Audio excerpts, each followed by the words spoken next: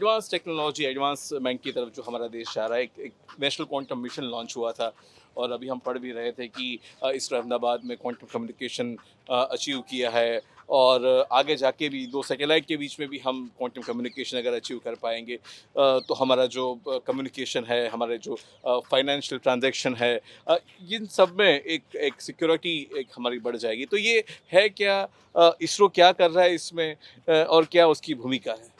आपने सही सुना कि ये जो नेशनल क्वांटम मिशन है उसकी स्थापना भारत सरकार ने पिछले साल की थी कि लगभग 8,000 करोड़ से भी ज़्यादा उसके लिए बजट दिया गया है अलग अलग डिपार्टमेंट के द्वारा, कोई एक डिपार्टमेंट के पास नहीं है। तो किस तरह से एकेडेमिया है, फिर अलग अलग डिपार्टमेंट है, weather department of science and technology है, ministry of electronics and IT है और डीआरडीओ है, फिर एटॉमिक एनर्जी है और हमारा इसरो है, सब मिल के क्वांटम के बारे में परीक्षण करे, नए नए आर&डी करे, जिसके कारण भारत क्वांटम टेक्नोलॉजी में लीडरशिप ले, ये उसका आशय है। तो उसमें आगे बढ़ते हुए हमने लगभग पिछले 3 साल से क्वांटम टेक्नोलॉजी के विषय में हम काफ़ी प्रगति कर चुके हैं और हमारा जो सेंटर है अंतरिक्ष उपयोग केंद्र स्पेस एप्लीकेशन सेंटर, ये क्वांटम टेक्नोलॉजी में बहुत ही अग्रसर है और मैं कहूँ ये कहना अतिशयोक्ति नहीं होगी कि हम एटलीस्ट इसरो में तो हम टेक्नोलॉजी लीडर है इस टेक्नोलॉजी में और पूरे देश में भी इसरो ही लीडर है जहाँ तक क्वांटम टेक्नोलॉजी का सवाल है। तो उसमें हमारा अंतरिक्ष उपयोग केंद्र अगुवाई ले रहा है और लीडरशिप ले रहा है और उसमें हमने पहले तो लैब में पूरी टेक्नोलॉजी टेस्ट की, जिसमें कि अलग अलग single photon source, entangle photon source, यो इस प्रकार की नई नई लेज़र फोटोन जनरेशन टेक्नोलॉजी सब हासिल की। उसके बाद उसको एक जगह से दूसरी जगह कम्युनिकेशन करके ये टेक्नोलॉजी को टेस्ट किया कि किस तरह से हम डेटा ये क्वांटम का उपयोग करके एक जगह से दूसरी जगह पहुंचा सकते हैं और सिक्योर्ड वे में। इसका मुख्य उद्देश्य है कि सिक्योर्ड कम्युनिकेशन कैसे हो। जैसा कि आपने बताया, हम एनक्रिप्शन तो कर देते हैं हर एक डेटा का, बट वो एनक्रिप्शन का जो पासवर्ड है, की है, वो चोरी हो जाती है, तो उसको कोई भी डिक्रिप्ट कर सकता है। तो वो जो की है वो इस तरह सेफली पहुंचाए एक जगह से दूसरी जगह कि कोई उसको चोरी ना कर पाए, उसको कोई हैकिंग ना कर पाए और उसका मिसयूज़ ना कर पाए। तो उसके लिए ये टेक्नोलॉजी यूज़ होती है, क्योंकि इसमें डेटा रेट ज़्यादा नहीं मिलता है। जो हमारा नॉर्मल डेटा ट्रांसमिशन है वो तो आरएफ लिंक के द्वारा या वाईफाई लिंक के द्वारा या फाइबर ऑप्टिक्स के द्वारा फास्ट रूप में हम ट्रांसमिट करते हैं एक जगह से दूसरी जगह तक, बट उसको एनक्रिप्ट करके भेजते हैं। तो कोई भी आदमी उसको देखेगा तो उसको कुछ पता नहीं लगेगा, बट जैसे उसके हाथ में वो एनक्रिप्शन की आ जाती है तो उसको इजीली वो डिक्रिप्ट करके उसकी सब माहिती पा सकता है। तो यही सबसे बड़ा डेंजर है कम्युनिकेशन में कि कोई आदमी हमारी की या पासवर्ड चोरी कर लेगा और उसका दुरुपयोग करेगा। तो स्पेशली फाइनेंशियल ट्रांजैक्शन होते हैं या आप पैसा निकालते हो, साइबर फ्रॉड जो होते हैं आजकल, तो वो सब में मुख्य उद्देश्य यही रहता है कि किस तरह से हम सिक्योर कम्युनिकेशन बढ़ाए, जिसके कारण कोई हमारी ये पासवर्ड या हमारा जो ओटीपी है वो चोरी न कर ले। तो ओटीपी हमको सिक्योर वे में पहुंचाना है आदमी को, तो उसके लिए ये तकनीक का उपयोग होता है। तो जो ओटीपी आपके मोबाइल पे आता है वो कोई भी चोरी कर सकता है, हैक कर सकता है आपका मोबाइल ही पूरा, और उसको मिसयूज़ करके आपका अकाउंट से पैसा चोरी कर सकता है, आपके स्टॉक मार्केट जो ट्रांजैक्शन है उसके बारे में जान सकता है। तो उसको सिक्योर करने के लिए ये तकनीक विकसित हुई है और अन्य सब जगह मिलिट्री में तो उसका यूज़ होने ही वाला है एनक्रिप्शन करने के लिए, क्योंकि मिलिट्री कम्युनिकेशन हमेशा बहुत ही सीक्रेट रहता है, कॉन्फिडेंशियल रहता है, तो एनक्रिप्टेड ही रहता है। तो इसमें क्या होगा कि जैसा मैंने बताया, जो नॉर्मल डेटा एनक्रिप्ट होके नॉर्मल चैनल थ्रू ही जाएगा, फाइबर ऑप्टिक्स है, आरएफ लिंक है, वाईफाई लिंक है, बट जो आपका ओटीपी है या पासवर्ड है वो क्वांटम टेक्नोलॉजी थी, जो लाइट के फोटॉन्स होते हैं उसके माध्यम से आपको पहुंचेगा, आपके मोबाइल में पहुंचेगा।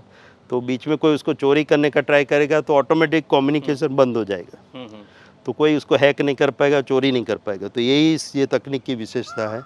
तो उसके लिए जो भी ज़रूरी है, लेज़र सोर्स, फिर उसका एंटेंगल फोटोन सोर्स और फिर उसका डिटेक्शन, उसका पोलराइजेशन, कॉम्पेंसेशन, तो ये सब तकनीक अभी हम हासिल कर रहे हैं और उसको उपयोग करके हमने लैब में टेस्ट किया, फिर एक बिल्डिंग से लेकर दूसरी बिल्डिंग तक टेस्ट किया उसको फाइबर ऑप्टिक्स द्वारा, और उसके बाद फ्री स्पेस में भी उसका टेस्ट किया, 300 मीटर दूर दो बिल्डिंग के बीच में एज इफ हम सैटेलाइट द्वारा कम्युनिकेट करें उस तरह का सिमुलेशन किया।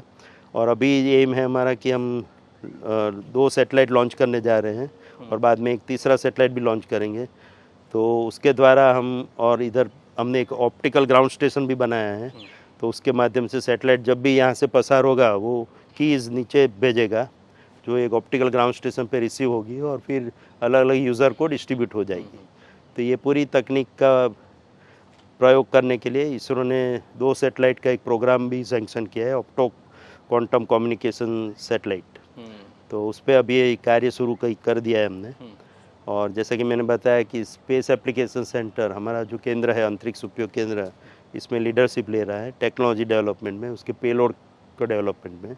और उससे बाकी सैटेलाइट और वो सब तकनीक तो नॉर्मल जो बाकी सैटेलाइट में हम यूज़ करते हैं वही है। और इसके कारण हमारा जो कम्युनिकेशन है काफ़ी सिक्योर हो जाएगा। और आज अभी तो शुरुआत है, अभी मैं आशा करता हूँ कि नेक्स्ट 10 से 20 सालों में आप देखोगे कि ये क्वांटम टेक्नोलॉजी के द्वारा पूरे देश में जो नेटवर्क होगा वो क्वांटम के द्वारा कंट्रोल होगा और पूरा सिक्योर्ड कम्युनिकेशन पूरे देश में एस्टेब्लिश हो जाएगा through this quantum network. ISRO ना केवल ज़मीन पर काम कर रहा है, ना इसरो केवल इंटरप्लैनेटरी मिशन पर भी काम कर रहा है, लेकिन ब्रह्मांड के सुदूर कोनों में देखने का काम भी कर रहा है। जिस तरह से लद्दाख के अंदर एक सब मिलीमीटर वेवलेंथ टेलीस्कोप का निर्माण है जो अंतर्राष्ट्रीय प्रोजेक्ट है, तो उसके में भी अहमदाबाद की भूमिका है, इसरो की भूमिका है, जिससे हम लोग भी ब्रह्मांड के ऐसे कोनों को देख पाएंगे जो ठंडे हैं, जहाँ से कुछ पता नहीं चल रहा है, वो उस ब्रह्मांड के उस भूतकाल में भी हम जा पाएंगे। वो प्रोजेक्ट के बारे में भी। तो जो आप बता रहे हैं वो टेराहर्ट्ज़ टेलीस्कोप हमारा एक प्रोजेक्ट है। सो अभी तक हम आरएफ फ्रीक्वेंसी और ये क्वांटम फ्रीक्वेंसी और वो सब बातें कर रहे थे टेक्नोलॉजी की, और उसमें आगे बढ़ते हुए मिलीमीटर वेव और सब मिलीमीटर वेव और फिर टेराहर्ट्ज़। सो जैसे जैसे वेवलेंथ कम होती जाती है और फ्रीक्वेंसी बढ़ती जाती है, तो ये वो टेक्नोलॉजी की ओर जा रहे हैं हम, जिसमें कि एंटेना बहुत छोटे होते जाएंगे क्योंकि वेवलेंथ कम होने के कारण आपको बड़ी एंटेना की ज़रूरत नहीं पड़ेगी। जैसे आप देख रहे हैं यहाँ 14 मीटर बड़ी एंटेना है, ये सी बैंड और एल बैंड और उसमें यूज़ होती थी। तो जिससे दूरदर्शन चलता है।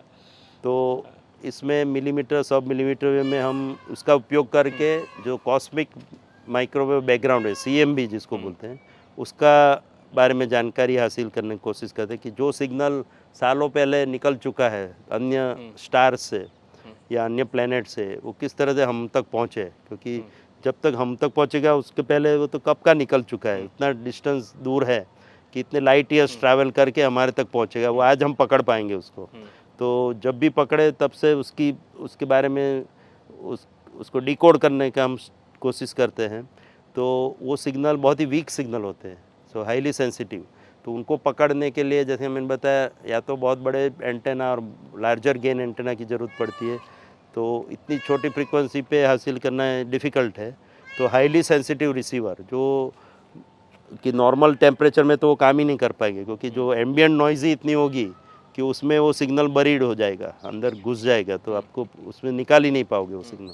तो उसके लिए उसको क्रायोजेनिक कूलिंग करना पड़ता है। तो क्रायो स्टेट यूज़ करके आपके जो डिवाइसेस है, मिक्सर या एलएनए या जो सब डिटेक्टर्स है, उसको पूरा कूलिंग करके आपको -200 डिग्री और उस तरह पे ले जाना पड़ेगा।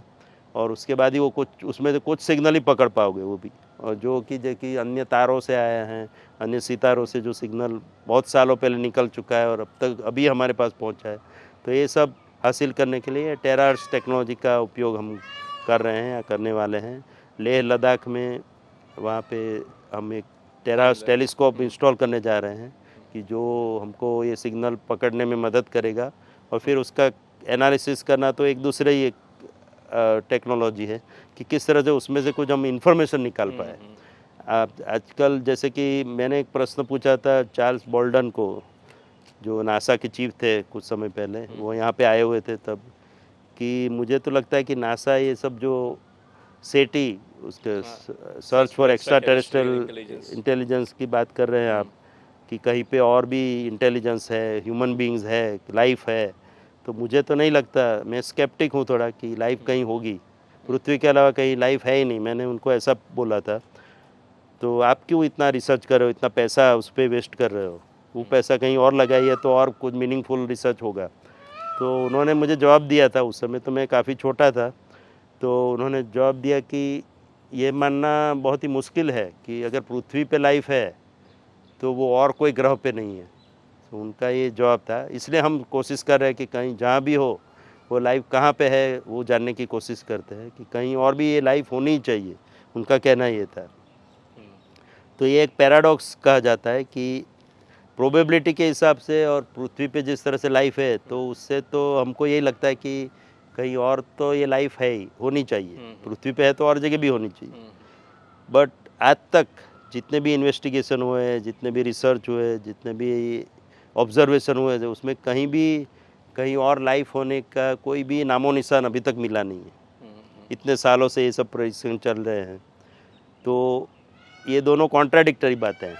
एक हमारा अंदाज़ा ये कहता है कि प्रोबेबिलिटी ये कहती है कि होनी चाहिए लाइफ, अगर है कहीं तो उसके कोई वो क्यों नहीं मिले हमको, उसके एग्जाम्पल क्यों नहीं मिल रहे हैं, उसके कोई रिज़ल्ट क्यों नहीं मिल रहे हैं, इतना परीक्षण करने के बावजूद कोई एविडेंस क्यों नहीं मिल रहा है। तो इसको एक बहुत ही बड़ा पैराडॉक्स कहा जाता है एस्ट्रोनॉमी में कि although probability says it exists, but right now we don't have any evidence, any proof of life being existing somewhere else. तो इसको जानने की हम कोशिश कर रहे हैं सब लोग। तो उसमें ये टेरास टेलीस्कोप भी मदद करेगा कि किस तरह से वहाँ दूर से जो सिग्नल आते हैं उसका एनालिसिस, उसका विश्लेषण करके, तो उसमें एक रीज़न सब लोग ये देते हैं कि ऐसा हो सकता है कि इंटेलिजेंस है कहीं और भी, लाइफ है, बट सभी लोग यही कोशिश में रहते कि कुछ सिग्नल हम पकड़ पाए। तो सब एवरीबडी इज़ रिसीविंग ओनली, कुछ रिसीव करने का कोशिश करे, कोई ट्रांसमिट नहीं कर रहा है सिग्नल, तो उसके कारण हमको मिल नहीं रहा है कुछ शायद। तो ये सब अलग अलग थियरीज चल रही है, उसमें होपफुली टेरा टेक्नोलॉजी के माध्यम से हमको कुछ अन्य जानकारी मिलेगी जिससे हम कह पाए कि रियली पृथ्वी या कोई ये ब्रह्मांड की उत्पत्ति कैसे हुई थी, या जो भी बिग बैंग थियरी है या स्टेडी स्टेट थियरी, उसमें कौन सी थियरी ज़्यादा सही है। बट ये बहुत ही एक्साइटिंग सब्जेक्ट्स है सब, और ख़ासकर हमारे विद्यार्थियों को, स्टूडेंट को, बच्चों को उसमें काफ़ी इंटरेस्ट पड़ेगा, जिसको रियली उसमें रुचि है इन सब विषय जानने में। अब जैसे बात करते हैं कि सितारों के आगे जहाँ और भी है, और एक सितारा जो हमारे पास है, करीब है, सूरज, और इसका इकलौता ग्रह जहाँ पे जीवन संभव है। अभी हमने मई में देखा कि किस तरह से एक सौर तूफान आया और सौर ज्वालाएँ भड़की, और इन सबको देखने के लिए, नापने के लिए हमने आदित्य L1 भी पिछले साल भेजा, जिसमें बहुत सारे इंस्ट्रूमेंट्स है, अलग अलग तरीके से सूरज को देखता है, हमें ज्ञान विज्ञान दिखाता है, बताता है। तो आज आदित्य L1 की स्थिति क्या है, क्या कुछ वो कहने की स्थिति में है, क्या डेटा हमें मिल रहा है, और भविष्य में किस तरह से उपयोगी होगा?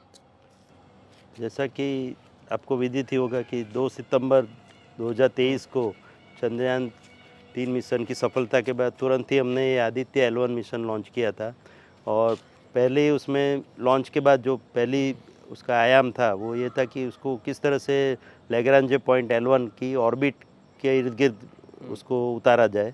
तो वो बहुत ही सफलतापूर्वक लगभग 94 दिनों के सफ़र के बाद वो वहाँ पहुँच गया था, और उसको L1 ऑर्बिट इंसर्शन बहुत ही सक्सेसफुली कर दिया गया था।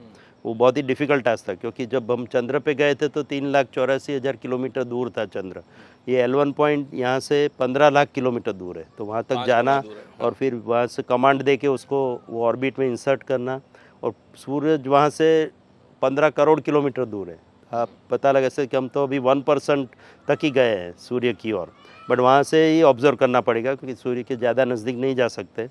तो वहाँ पे ये ऑर्बिट में अच्छी तरह से आदित्य प्रस्थापित हो चुका है, और ये पॉइंट की विशेषता है कि जो पृथ्वी है, ये जो सैटेलाइट है हमारा आदित्य L1 और सूर्य है, तीनों एक साथ घूमते हैं, तो हमको कंटिन्यूस कवरेज मिलता है सूर्य का। तो सूर्य पे जो भी हो रहा है उसकी रजे-रज माहिती हमको जो है, एक से एक माहिती हमको, हर एक क्षण की माहिती हमको मिल रही है अलग अलग सेंसर्स के द्वारा, अलग अलग इंस्ट्रूमेंट के द्वारा। तो लगभग 7 इंस्ट्रूमेंट हमने वहाँ पे लगाए हैं, जिसमें 4 रिमोट सेंसिंग इंस्ट्रूमेंट है और 3 इन सिटू जो L1 पॉइंट के आजू बाजू वहाँ जो हो रहा है उसका परीक्षण करते हैं, और बाकी 4 सूर्य की ओर देखते हैं और सूर्य के बारे में हमको बता देखते रहते हैं। जो आपने बताया कि जो मई में घटनाएं हुई थी तो उस सबका भी अवलोकन हमारे ये इंस्ट्रूमेंटों ने किया है, जिसमें सॉफ्ट एक्सरे, हार्ड एक्सरे, अलग प्रकार के जो इंस्ट्रूमेंट है, वेलसी जो हमारा एक इम्पॉर्टेंट इंस्ट्रूमेंट है, उसका भी कैलिब्रेशन चल रहा है। तो अभी तो जो डेटा है वो 1 साल तक लगभग उनके जो प्रिंसिपल इन्वेस्टिगेटर है उनके लिए रिजर्व रहता है, तो वो किसी और को वो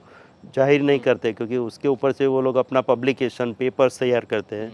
तो उन्होंने जो मेहनत की है तो उस पर पहला अधिकार उनका रहता है, और 1 साल बाद ये डेटा सबके लिए ओपन हो जाएगा, और वो डेटा फिर उसके बाद जो भी डेटा ये सेंसर के द्वारा मिलता है वो सबके लिए अवेलेबल होगा। साइट पे ओपन साइट है, कोई भी उसको एक्सेस कर सकता है, बट पहले 1 साल तक वो प्रिंसिपल इन्वेस्टिगेटर के लिए रिजर्व रहता है, तो वो किसी को रिवील नहीं करते। तो ये तो हुई डेटा के बारे में जानकारी, और अच्छी तरह काम कर रहा है आदित्य L1। और जैसा कि आपको विदित होगा कि 2025 जो सूर्य के जो 11 ईयर साइकिल होती है उसमें 2025 टू 28 में काफ़ी सोलर एक्टिविटी होने वाली है। तो उस तरह से ये मिशन बहुत ही राइट टाइम पे आया है कि उसका अभी हमने 2023 के एंड में उसको लॉन्च किया, 2024 तक वो ऑर्बिट में चला गया। तो नेक्स्ट 5 इयर्स तक 2029 तक वो कार्य करता रहेगा, उसके बाद भी उसकी लाइफ एक्सटेंड हो सकती है डिपेंडिंग ऑन फ्यूल कितना है। तो ये पूरा जो पीक एक्टिविटी पीरियड है सोलर एक्टिविटी का, उसका पूरा परीक्षण वो करता रहेगा, और वो डेटा हमारे हर एक रिसर्चर को, हर एक साइंटिस्ट को, और जिसको भी इंटरेस्ट है वो सबको मिलता रहेगा। तो इस तरह से ये मिशन की महत्व बहुत ही बढ़ जाता है solar activity point of view. और जैसा कि आपको विदित है, आजकल हम अर्थ के वेदर की बात तो करते हैं, बट उसके साथ साथ जो सोलर वेदर है वो भी एक इम्पॉर्टेंट एलिमेंट हो गया है कि किस तरह से सोलर वेदर की इम्पैक्ट पूरे अन्य जगह पे भी, हमारे अर्थ के वेदर पे, अन्य प्लैनेट्स पे, सब पे होती है। उसके मैग्नेटिक इफेक्ट होती है, फिज़िकल इफेक्ट होती है, टेम्परेचर इफेक्ट होती है। तो सोलर एक्टिविटी काफ़ी इम्पॉर्टेंट है जिस सोलर वेदर का स्टडी करने के लिए। तो ये एक बहुत ही इम्पॉर्टेंट रिसर्च का सब्जेक्ट माना जाता है, स्पेस वेदर। तो space weather is very important field of working. तो जो भी हमारे नए उभरते वैज्ञानिकों को और खासकर स्टूडेंट्स को उसमें इंटरेस्ट हो, तो space weather is going to be a very important subject, जिसमें सूर्य का स्टडी और अन्य प्लैनेट का स्टडी करके हम उसकी इम्पैक्ट जान सकते हैं कि किस तरह से वो स्पेस वेदर की इम्पैक्ट हमारी लाइफ पे होगी या अन्य हमारे ग्रह पे होगी। तो एक इम्पॉर्टेंट रिसर्च सब्जेक्ट भी होगा। और जैसा कि आपने भी बताया कि ये सोलर एक्टिविटी के लिए स्पेशली आदित्य L1 हमने छोड़ा है, तो 5 साल तक तो अवश्य वो डेटा देता रहेगा हमको, और वो साइंस डेटा इसलिए फ्री ऑफ कॉस्ट सबको मिलता रहेगा। जिसको भी इसके बारे में रिसर्च करना है और अन्य जानकारी प्राप्त करनी है उसे कर सकता है। वो इस प्रकार के ये साइंस एक्सप्लोरेशन के इस मिशन इसरो करता रहा है और करता रहेगा भविष्य में भी। जैसे कि एरोनॉमी मिशन अभी प्लान किए गए हैं, उस तरह से अन्य एक्सो वर्ल्ड का मिशन है। तो इस तरह से कई स्पेस एक्सप्लोरेशन मिशन भी they are on the anvil. हमारे भविष्य के जो लक्ष्य है उसमें वो शामिल है। न केवल चंद्रयान, मंगलयान, गगनयान, वो सब तो रहेंगे ही। अभी मंगलयान तो एक बार हमने कर चुके हैं, तो दूसरा मंगलयान में हम मून मार्स लैंडिंग की कोशिश करेंगे। तो इस प्रकार के अलग अलग मिशन का प्लानिंग हो चुका है, और जैसे ही गवर्नमेंट की, सरकार की मंजूरी मिलती है उस पर एक्चुअल इंस्ट्रूमेंटेशन का कार्य भी शुरू हो जाएगा। जी। और आखिरी सवाल, बहुत सारे बच्चे ये कार्यक्रम अगर देख रहे हैं, बहुत सारे युवा इस कार्यक्रम को देख रहे हैं, तो एक विज्ञानी के तौर पे, भारत की इस महत्वपूर्ण संस्था के लीडर के तौर पे, नेता के तौर पे आप उनको क्या संदेश देंगे? किस तरह से वो अपना योगदान स्पेस साइंस में कर सकते हैं? वो किस तरह से अपने अपने आप को स्पेस के विज्ञान से जुड़े या उसकी उपयोगिता से जोड़ सकते हैं? जैसा कि मैंने बताया कि ये हमारे पूरे अंतरिक्ष कार्यक्रम में देश के कई हमारे जो इसरो के केंद्र तो शामिल है ही, उसके साथ साथ जो एकेडेमिया है, और अभी तो सरकार की कोशिश ये रही है कि इंडस्ट्री भी उसमें शामिल हो। तो उस तरह से हमारे जो युवा वैज्ञानिक है, स्टूडेंट्स है, वो भी उसमें शामिल हो सकते हैं। इसरो अलग अलग कार्यक्रम के द्वारा बच्चों तक पहुंचने की भी कोशिश करता है। हमारे जो आउटरीच और ट्रेनिंग प्रोग्राम है उसके द्वारा तो हम वेबिनार और एग्जीबिशन ले जाके उनकी स्कूलों तक जाते हैं, कॉलेजेस में जाते हैं।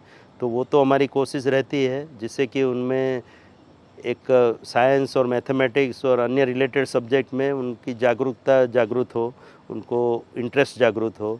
तो ये तो हमारी कोशिश रही है और रहेगी इसके अलावा बच्चों को हमारा एग्जीबिशन देखने के लिए भी हम आमंत्रित करते हैं, और इसरो के अंदर के भी कई लेबोरेटरीज़ में उनको अगर आना हो, देखना हो, कभी मौका मिले तो उसके लिए भी हम प्रोत्साहित करते हैं अपनी स्कूल के माध्यम से या अन्य कोई संस्थाओं के माध्यम से।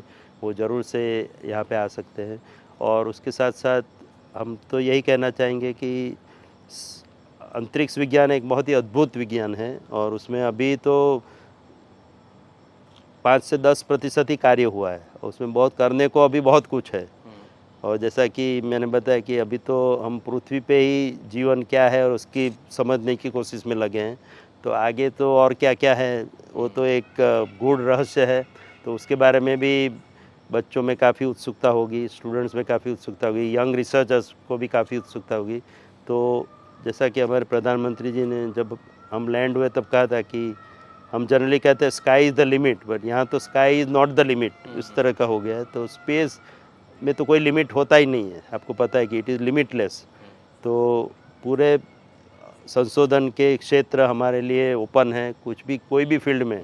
और ज़रूरी नहीं है कि आप साइंस और मैथमेटिक्स के द्वारा ही स्पेस में कार्य कर सकते हो, अन्य क्षेत्रों के द्वारा भी। आजकल हम माइक्रोग्रेविटी एक्सपेरिमेंट करेंगे, आदमी को स्पेस में ले जाएंगे, तो biology, psychology, medical science, everything will play a role in space endeavours. तो स्पेस खाली साइंस और मैथमेटिक्स पढ़ने वालों के लिए या फिज़िक्स और इंजीनियरिंग पढ़ने वालों के लिए रेस्ट्रिक्टेड नहीं है। अन्य सब्जेक्ट भी जो लोग पढ़ रहे हैं उनके लिए भी स्पेस खुला ही है, तो वो भी अपने तरीके से स्पेस के रिसर्च में योगदान दे सकते हैं। तो और मेरी जो दूसरी बात ये जो मैंने पहले भी बताई कि जो हम ये कर रहे हैं चंद्रयान, मंगलयान, गगनयान या भारत अवकाश स्टेशन और मैन ऑन मून, ये तो हमारा 20-25% कार्य ही है।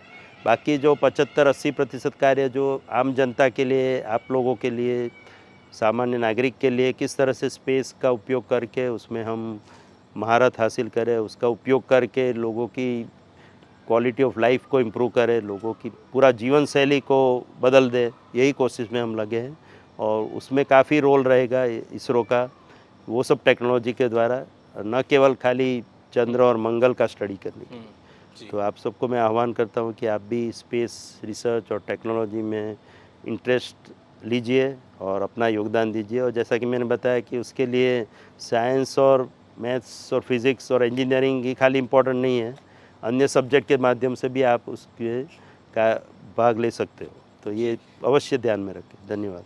जी, तो बहुत-बहुत शुक्रिया दूरदर्शन से बातचीत करने के लिए। जैसे sky is not the limit, इस संवाद का भी अंत करना बड़ा मुश्किल है क्योंकि बहुत सारी बातें हैं, बहुत सारा ज्ञान है और इतनी सारी जिज्ञासा है कि इन सारे सवालों का हम जवाब खोजने बैठे तो लंबा समय निकल जाए। हाँ। लेकिन आपने हमारे दर्शकों के लिए जो बातें कही, वो आज का युवा हो या इस देश का वरिष्ठ नागरिक हो, सबको छूने वाली बात है जो ना केवल भारत लेकिन विश्व में जो ज्ञान संपदा है और विश्व की जो समझ है ब्रह्मांड को लेके या अपने आप को लेके, उसको वो बढ़ाएगी। और इस राष्ट्रीय अंतरिक्ष दिवस या नेशनल स्पेस डे के मुकाम पर ये आपने हमसे दूरदर्शन से बातचीत की, इसलिए आपका तहे दिल से शुक्रिया। धन्यवाद। बहुत बहुत धन्यवाद।